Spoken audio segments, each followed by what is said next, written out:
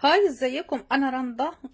هنعمل النهارده اكله حلوه لذيذه جديده شويه على الاولاد، بس مغذيه للاولاد اللي ما بتاكلش كوسه ما بتاكلش بيض. هندخل كذا حاجه بطريقه حلوه جدا هيحبوها وهيستمتعوا بيها قوي وهيطلبوها منك على طول. النهارده هنعمل صينيه بيض باللحمه المفرومه، زي ما انت سمعتي بالظبط، بيض باللحمه المفرومه بس بطريقه حلوه جدا وطريقه لذيذه. هنعوز اول حاجه لحمه مفرومه، طبعا دي لسه مطلعاها من التلاجة فلسه ما فكتش. طبعا هعصج اللحمه ببصل، ماشي. هعمل تعصيجه كاني هعمل مكرونه بشاميل. هفرم البصله وهعصج عليها اللحمه. هعوز بيض الكميه اللي انا عايزاها. هعوز فلفل الوان وممكن تستغني عنه. هعوز كوسه، دي كوسه بتاعتنا احنا اللي هنا، الكوسه الامريكيه. هعوز طماطم للتزيين، كزبره خضراء للتزيين برضو. جزر ممكن احط عليه جزر وممكن ما احطش عليه جزر. فلفل اسمر. والعامل الاساسي طبعا خلطه الملح، نزلتها كذا مره في القناه وقلت لكم على الطريقه. هعوز جبنه، انا بستخدم النوع ده للسندوتشات او البرجر.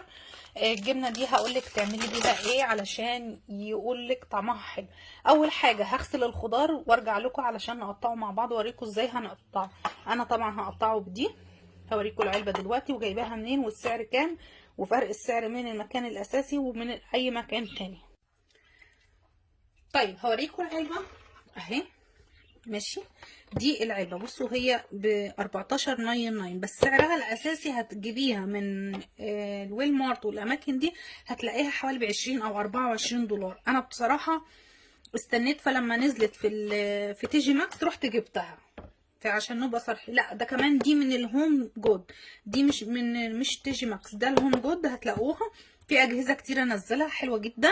أنا كنت بصراحة محتاجاها علشان أقطع بيها. فيها كذا قطعة زي ما انتم شايفين اهو.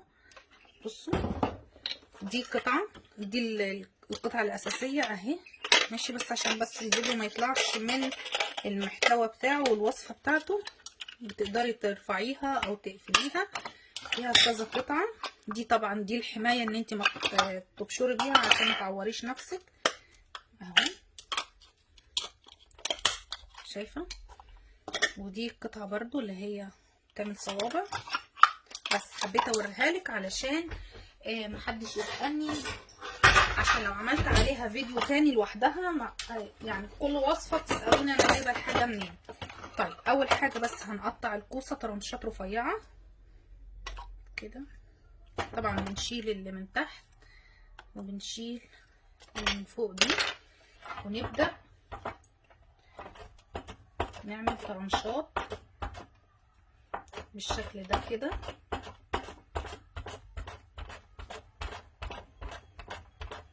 مريحة جدا، الطرنشات بتطلع متساوية. طيب اهو شايفين رفيعة ازاي اهي، وانا اكمل الباقي مع نفسي. طبعا الفلفل نفس النظام اهو، شايفين. نعمل اللون التاني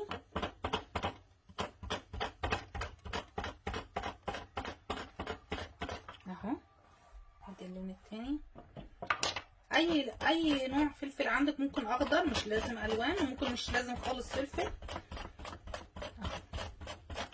شايفه سهله جدا جدا جدا وبتنجزي. طبعا الجزر انا مش هاخد جزر كتير طبعا، بس تخلي ايدك وتخلي مسافه بينك وبين السن بتاع السكينه علشان ده حامي جدا. انا عايزه اوريكم ان انا اتعورت اهو وليا كتير. بصوا ورق، يعتبر ورق. بس هقطع كل الخضار بالشكل ده وارجع لكم عشان بس ما يبقاش معايا الفيديو طويل. زي ما انتم شايفين اهو قطعت كل الخضار. بصوا يعني رفيع قوي، ماشي. انا قطعت بس جزرتين وكل فلفلايه اهي. هوريكم دلوقتي هعمل ايه. نجيب البصله اهي.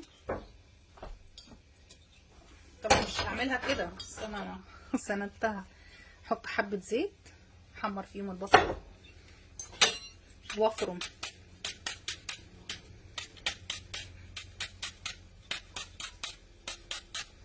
اهو.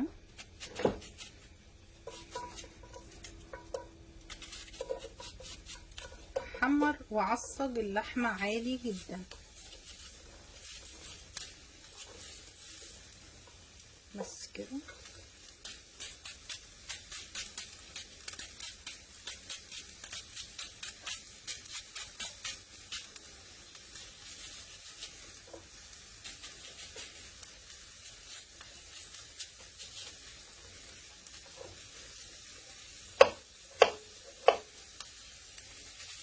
طيب عشان الفيديو بس ما يطولش معايا، هكمل باقي تقطيع البصل واحمرها، ولما اجي انزل اللحمه اوريكم ازاي. هنجيب هنا هنجيب صينيه عاديه اهي، وهحط عليها ورق زبده بالشكل ده، ونجيب بقى نرص ونزين الحاجه. ماشي كده مثلا ايه،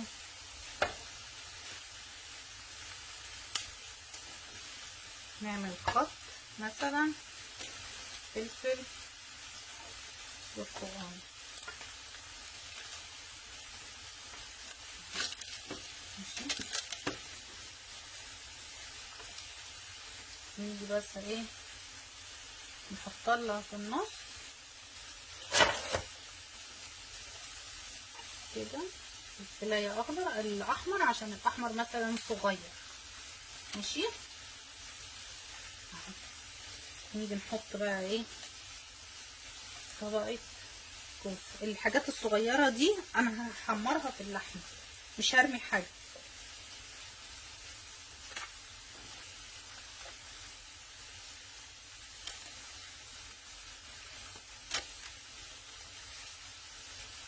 بس ايه اظبطها، اوريكم ليه انا بظبط وبعمل بالظبط كده، اوريكم في الاخر ليه. نيجي نعمل بقى ايه نفس الحاجه تاني. الحاجات الرفيعه المقطعه انا مش هرميها، انا هحمرها مع البصل. ماشي. هوريكم ازاي الزيادات دي المقطعه هرميها واحطها في البصل.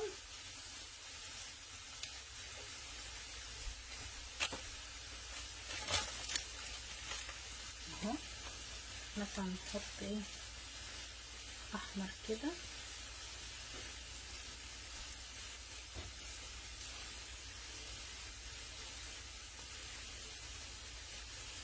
نحط كوسه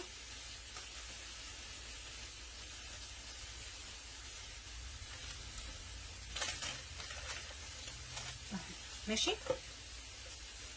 هعمل كل الطريقه زي كده، هشكلها كده وارجع لكم عشان بس ما يبقاش معايا الفيديو طويل. زي ما انتم شايفين كده، بصوا انا رصيتها اي حاجه وخلاص، يعني على قد ايه ما انا عملت لاين كده ولاين كده. عشان عندي كوسه كتير فهغطي من فوق، عشان عندي الكوسه عندي كتير. انا المفروض كنت قطعت حبايه واحده كانت كفايه.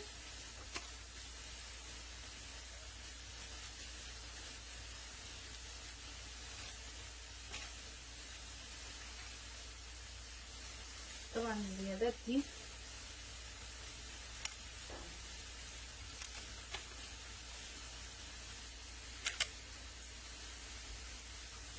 طبعا عيني على البصل عشان ما يتحرقش معايا. طيب اخلص كل الطريقه وارجع لكم. زي ما انتم شايفين كده، نيجي هنا بقى ايه نحط كل البواقي دي ونحمرها معاه.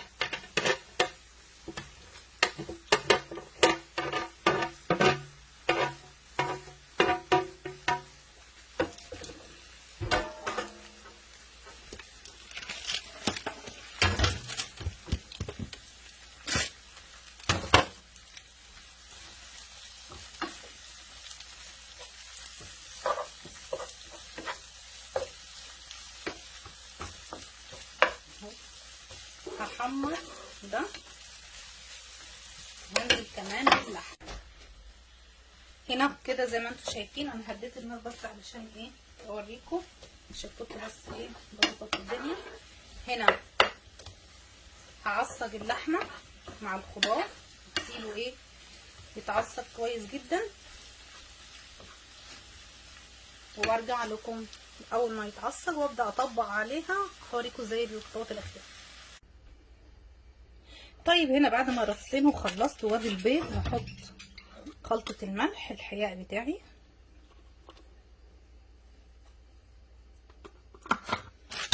هرش حبه فلفل اسمر، ونخلط ده كله.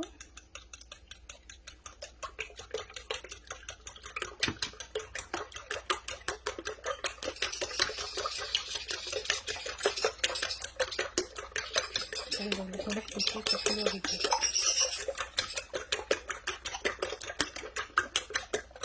بالشكل ده هنحطه بالراحه خالص كده،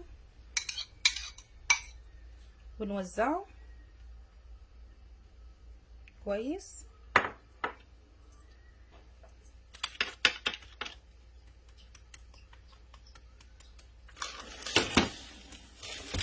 بس ايه ما نحركهاش كتير علشان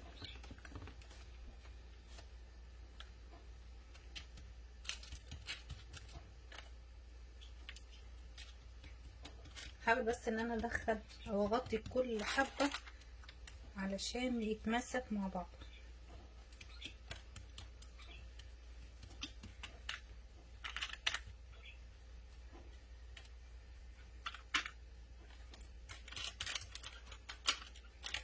اهو كده بالشكل ده. احطها بقى في الفرن تتخبز حوالي 10 دقايق وارجع لكم.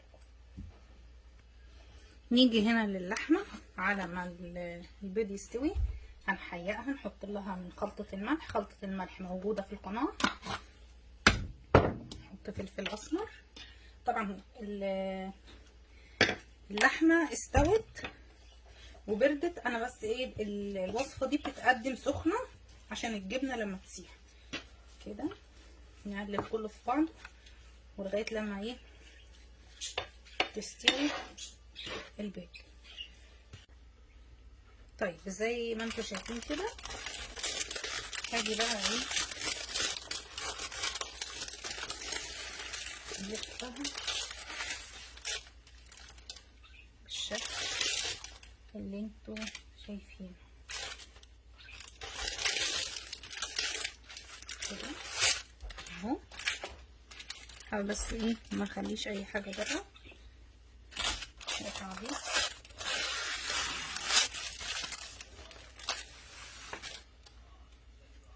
هدخلها الفرن بقى وشها يتحمر من فوق هنا وارجع لكم. زي ما انتوا شايفين كده، عايزه اوريها لكم. ماشي هنا خلاص البيض مسك نفسه زي ما انتوا شايفين كده. هجيب الخلطه من اللحمه المعصجه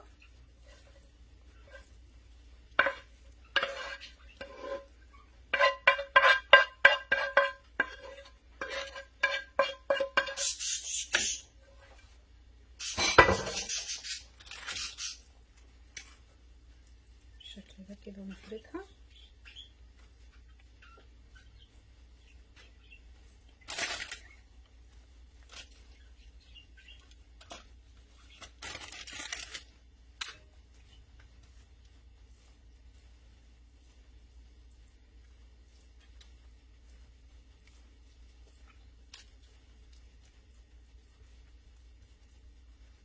شايفين بالشكل ده. نجيب بقى الجبنه نفرد ونحطها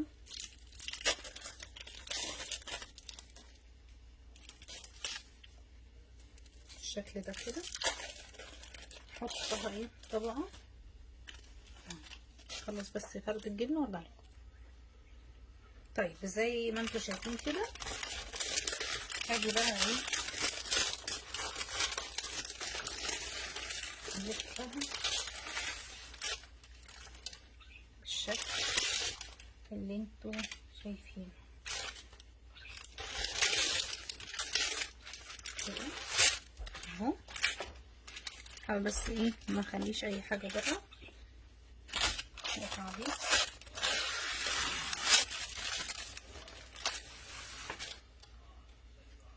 هدخلها الفرن بقى وشها يتحمر من فوق هنا وارجع لكم. نقطع بقى